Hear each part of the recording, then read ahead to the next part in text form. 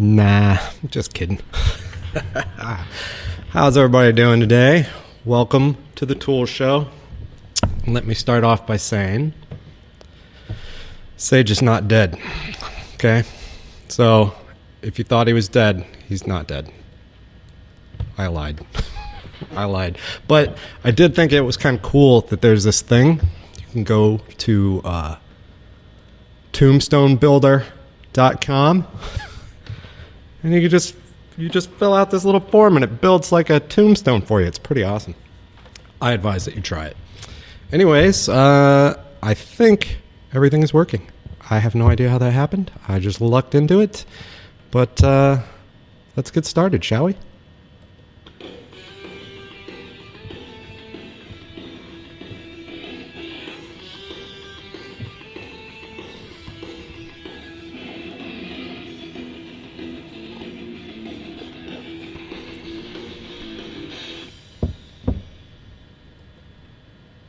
Did that work? Did that work? Is everything working? I can't believe it. Anyways, you may have noticed that today's notice going out for this show that I told you that Sage was dead. And then I told you that I lied. Because I did. Because he's not dead. He's just in Wyoming at Yellowstone. Actually, today he might be in Montana. I don't know. He's up north, Mammoth. And I found out at about 1 o'clock today that he was not doing the show. I was going to do the show. And since we've been having so many technical difficulties in this past week, I tried to just sit down today, figure out how his setup works so that I could make it work. And I believe that I have done that.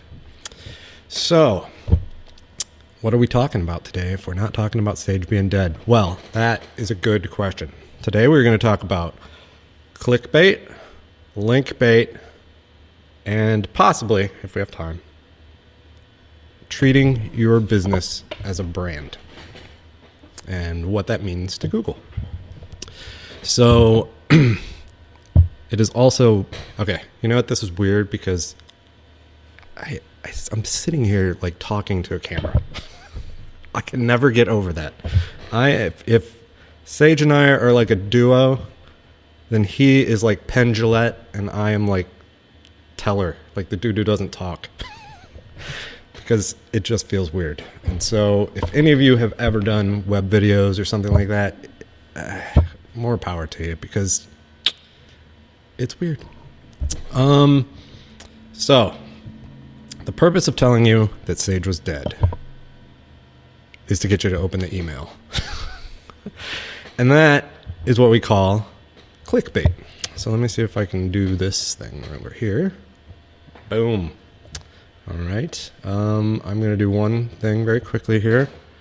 I'm going to double check and make sure this is working as well as I thought it was. It is. It's working. Good. Okay. So let's go back over here. Done with the tombstones. Okay. If any of you have been online in the past, 5 years, you have started to see a trend in headlines. So this is BuzzFeed. This is one that they just do this all the time. They're all over the place. Sometimes they're a serious news source. Sometimes it's just ridiculousness, but they're endlessly pumping out content. Endlessly. They don't even care if it's theirs. They just take other people's.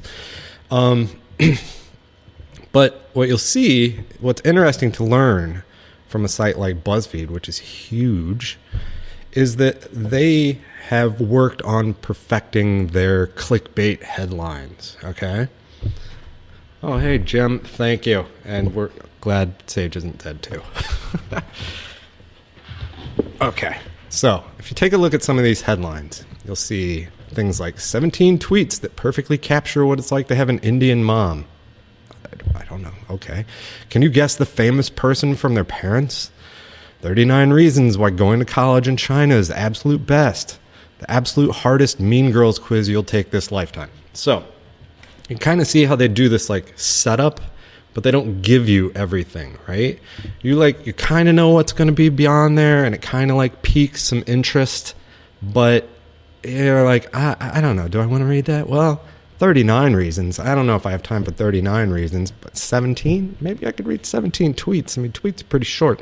So they do these things, and it's like bite-sized content. And some people really, really hate this.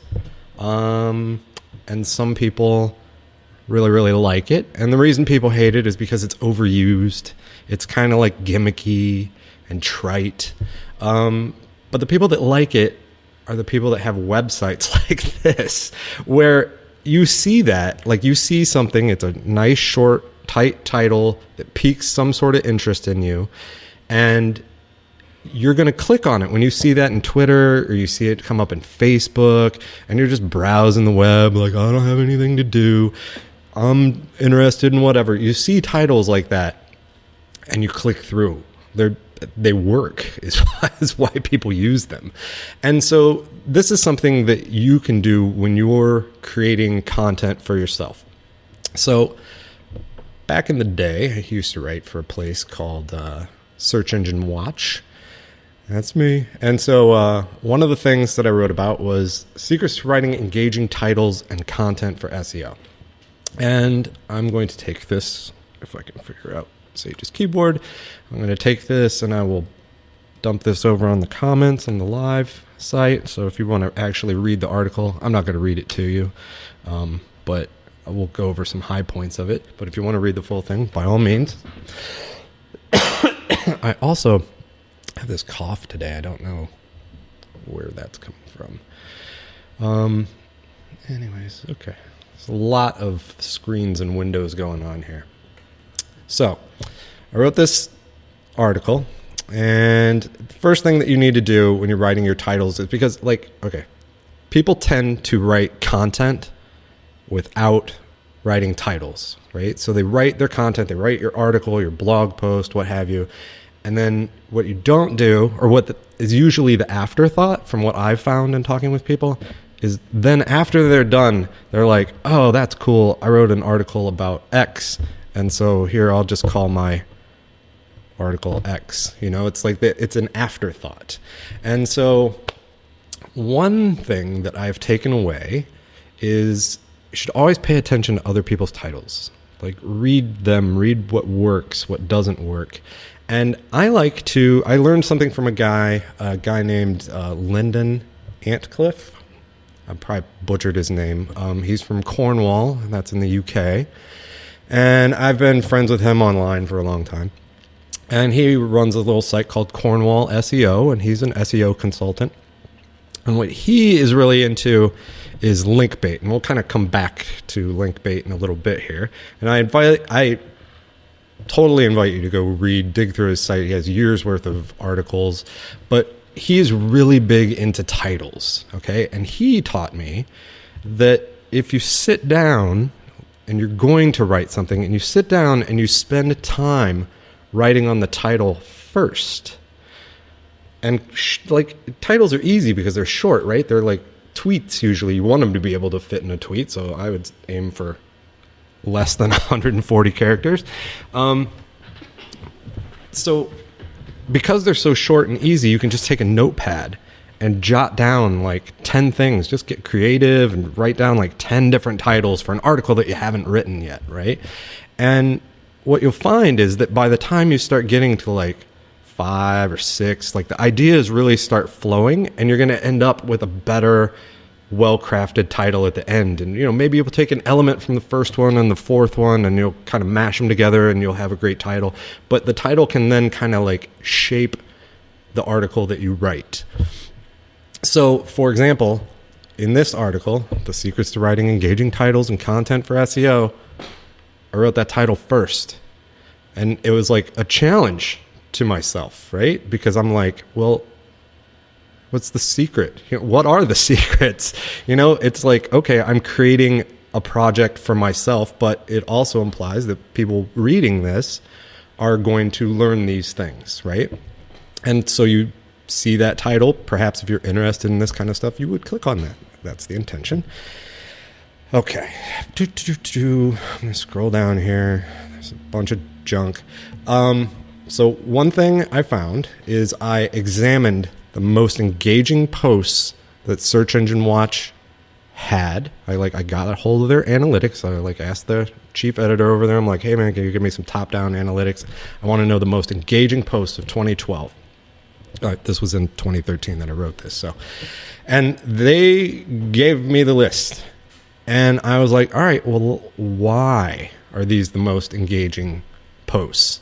And I was like, you know what? Let's look at the titles, right? Let's look at the titles, because the titles are going to be the thing that people see first. That's going to be what they want to read. That's going to be what they click. That's going to be what they link to. And so here's the list of their top 10. So they had Google Penguin Update, 5 types of link issues harming some affected websites, bare minimum SEO, 3 things you must do, 7 time-saving Google Analytics custom reports, 10 old SEO methods you need to stop. Hey, that one was mine. How to create a social media editorial calendar, 23 tips on how to A/B test like a badass, killer landing pages, 3 examples of landing pages that convert. Okay, so you start reading through this, and you read through this list a couple times, and we can pull out some key points. So the key points that I found were that 3 of those 10 posts actually use the term how to. So meaning that someone was going to learn something, like I'm going to learn how to do this if I read this article. 8 of them implied learning about something that they could give a direct example at implementation. And then 6 of them were based around a numeric list. Okay? Lists. What about all these lists? Top 5 this and 10 tips on that. So there was actually an episode on NPR's Here Now where Alan Light, a contributor to Rolling Stone magazine, discussed their list of 100 greatest guitarists of all times. And what they found is that lists can create controversy or reassurance in your own beliefs or practices, right? So they'll make you either like question something, like those are the top 10 things I need to do for my website. And you're like, and then you read it and you're like, those aren't the top 10 things I need to do for my website. That's stupid. And so there's controversy. Or you can be like, I thought the top 10 things were this. That person wrote the top 10 things were that. Pretty good article.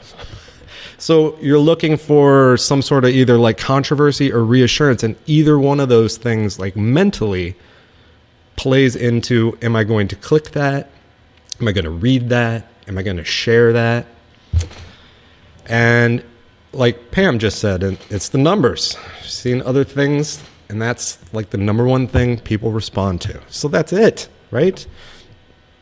So there is a thing called constructive controversy.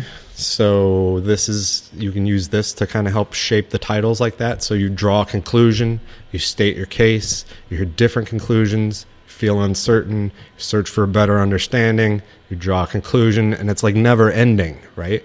But it can be constructive because you grow as you move along. So let's say if I read 5 top 10 lists of the most important things to do for to market my website, I might start seeing some similarities in those lists. I might start seeing some differences in those lists, but I'm growing my knowledge base as I'm doing it, and I'm going to be attracted more towards things that have those things in the title, right?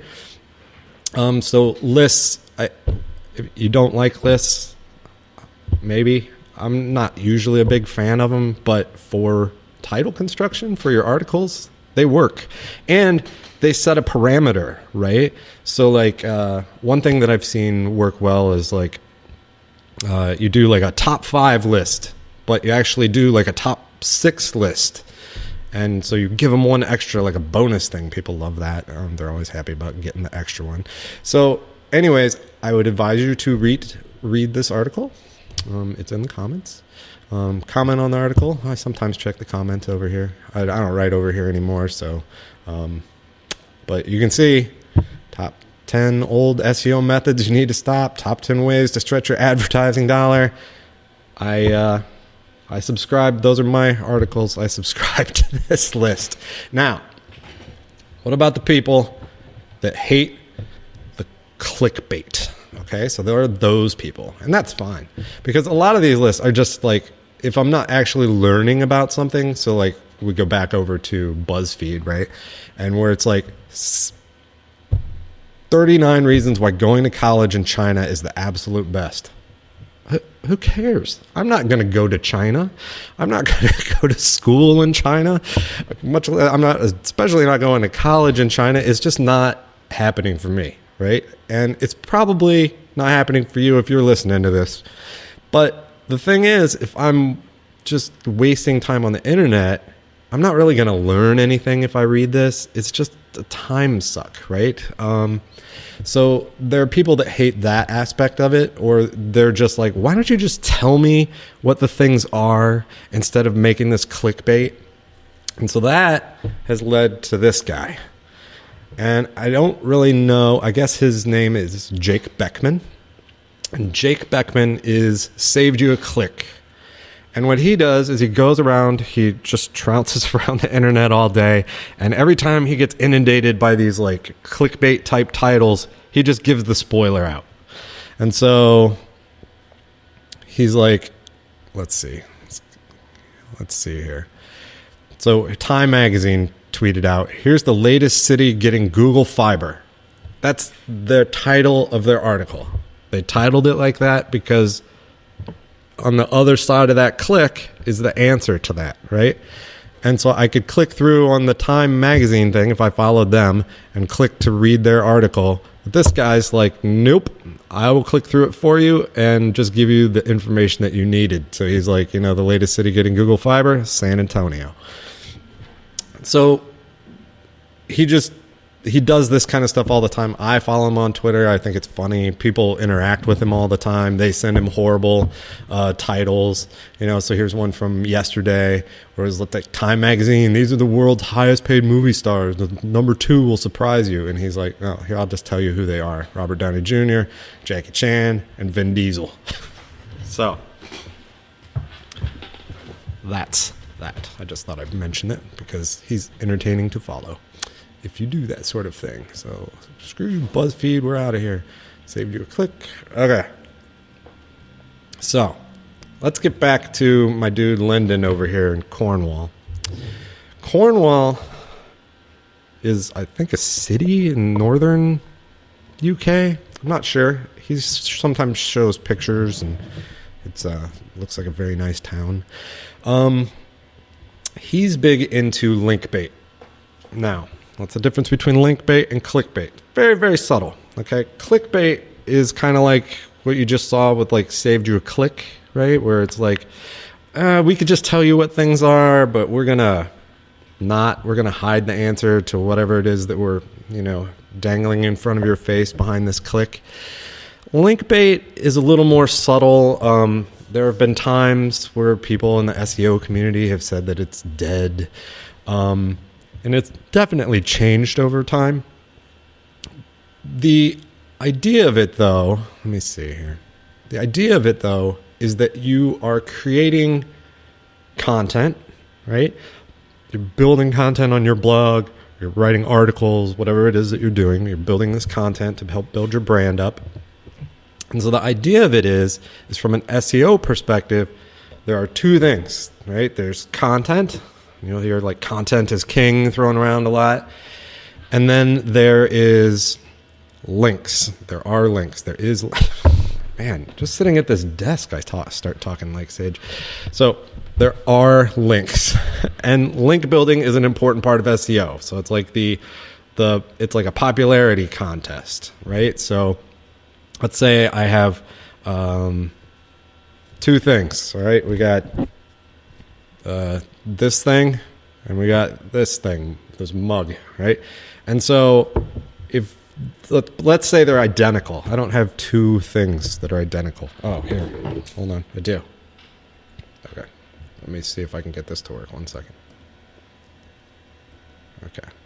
All right, I'm gonna hold this up bigger. So I got two pocket knives. I don't know why Sage has pocket knives on his desk. Never seen him with a pocket knife. Anyway. So we got two things. Imagine pocket knives are identical. And this one is the prom king, okay? And this one is like the dweeb, the weird kid in the corner, okay? Now, the weird kid in the corner, he just kind of sits back in the back. He doesn't say so much. Nobody really talks to him. This guy's the most popular guy. He's like the quarterback of the football team. He's the prom king. He's super handsome, charming, blah, blah, blah, blah, blah. And so, like, if you can imagine that these are websites, this guy over here, the prom king, he's going to get a lot more links because he's going to be more popular. And therefore, when you look up kid in school, this is the one that you're going to see in search engines, right? Because this guy doesn't have any links. And so this guy's got great content. This guy's got great content. This one has all the links. This guy wins. So that was a beautiful, beautiful analogy. That was stupid, actually, but whatever. You guys get the point. And the idea that Lyndon likes to go into here is that you want to create content, right? That not only is it clickable, like you get clicks, like if it's shared on social media or something like that, but you also want content that is so amazing, so different that it stands out from the bunch, right? It's really good.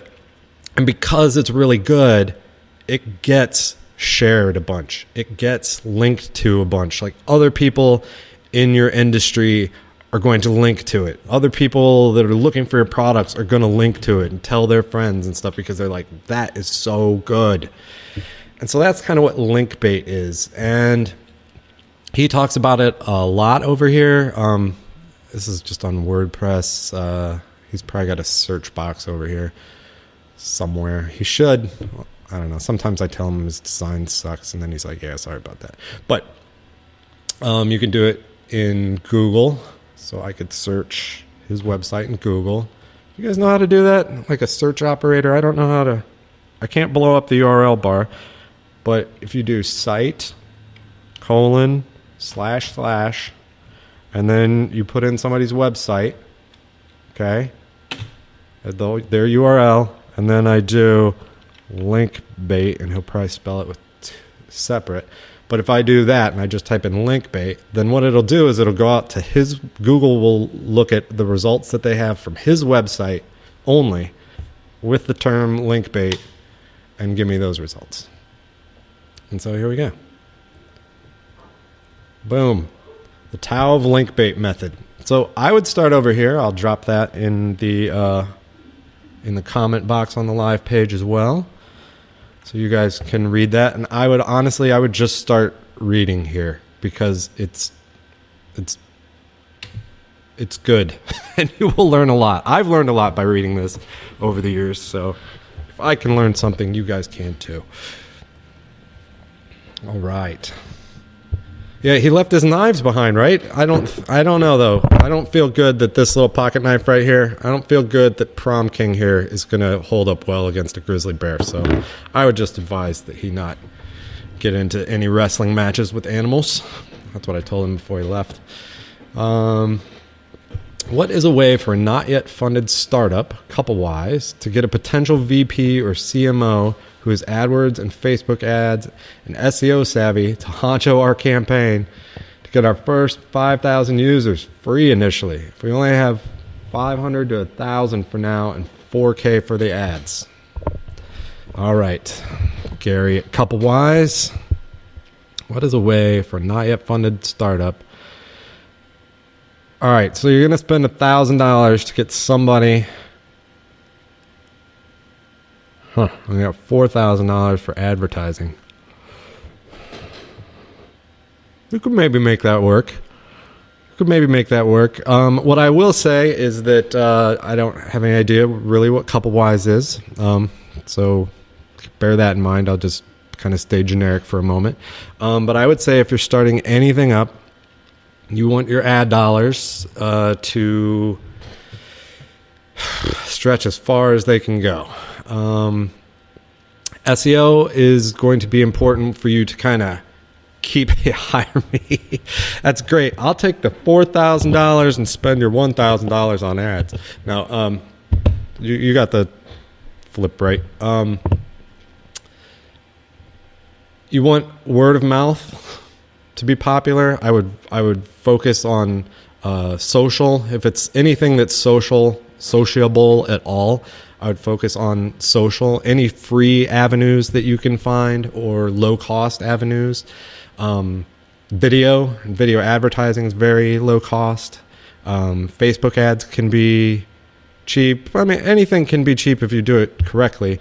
But word of mouth, SEO is going to be great, but that's going to be long term. So you are going to have to do some advertising. I would probably start with Facebook. I think Twitter's a harder one to get started on, but I would kind of start with Facebook. As far as like finding someone to do that, yeah, just like Jim said, give us a call here, send an email. It's you just send an email to info@sagerock.com and happily talk with you more in depth about what you got going on. The last thing I wanted to bring up here is this guy, another one of these guys that I know just from online, but he's in my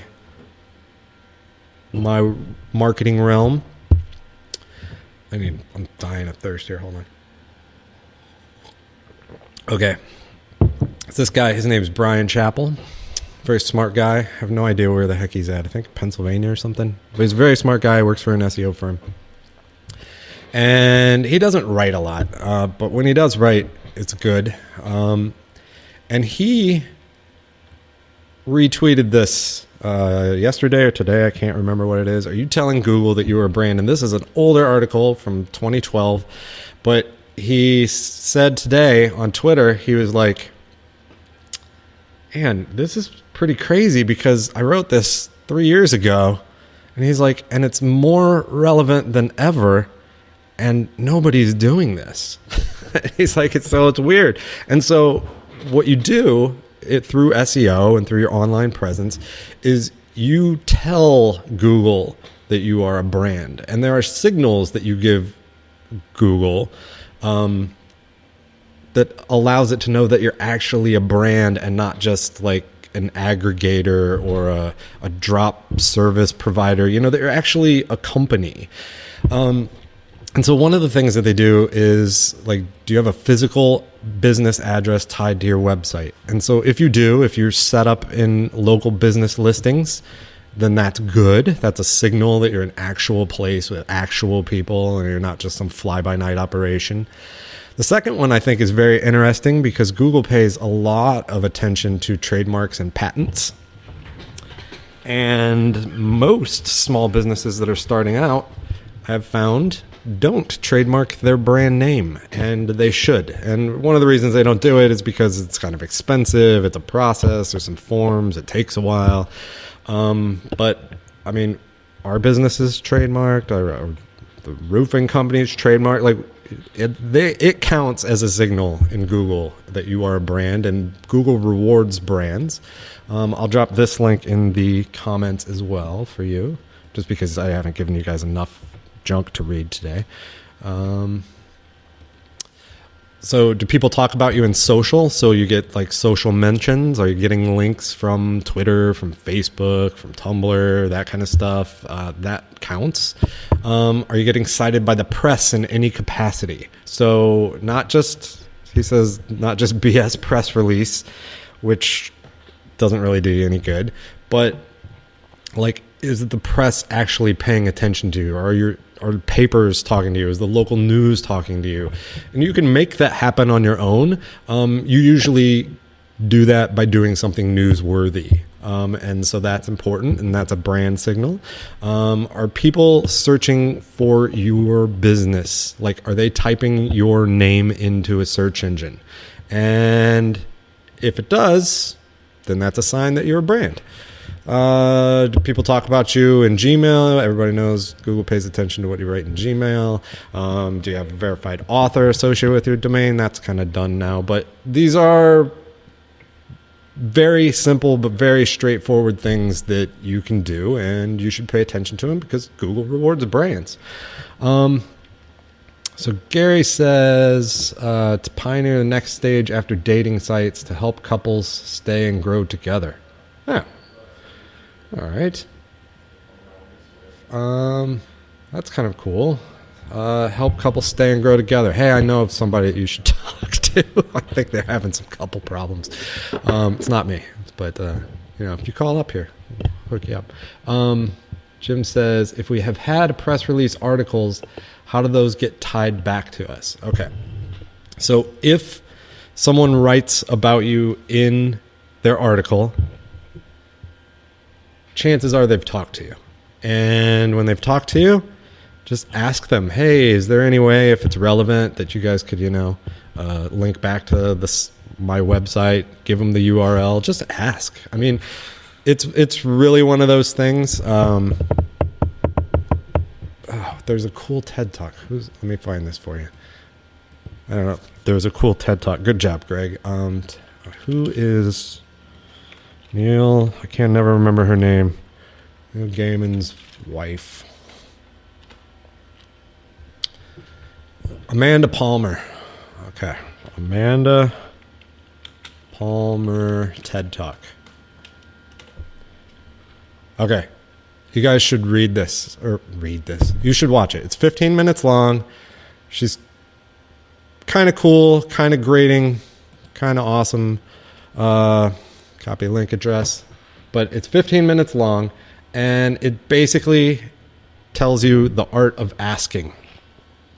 And, that didn't work. Hold on. I'll get you the actual one. Please don't start auto-playing. All right. Paste that in there. Send. So the art of asking, and what she found out is that basically you're never going to get anything for free unless you ask for it. So I would advise to watch that, and don't be afraid to ask anyone, friends, family, business colleagues, news people, for links. They can be good. They can be good for you. And that, my friends, is all I have for you today. Can you believe that? 30 whole minutes. Actually, more. 33 minutes. We've gone through the whole thing. So that's it. I will not be here next week. However, Sage said he will be if he doesn't get mauled by a bear. So there we go. Thank you very, very much. Feel free to reach out to us with any questions. info@sagerock.com. Be more than happy to talk to you, help you out, and have a great rest of your week. Bye. Wrong. I pushed the wrong button.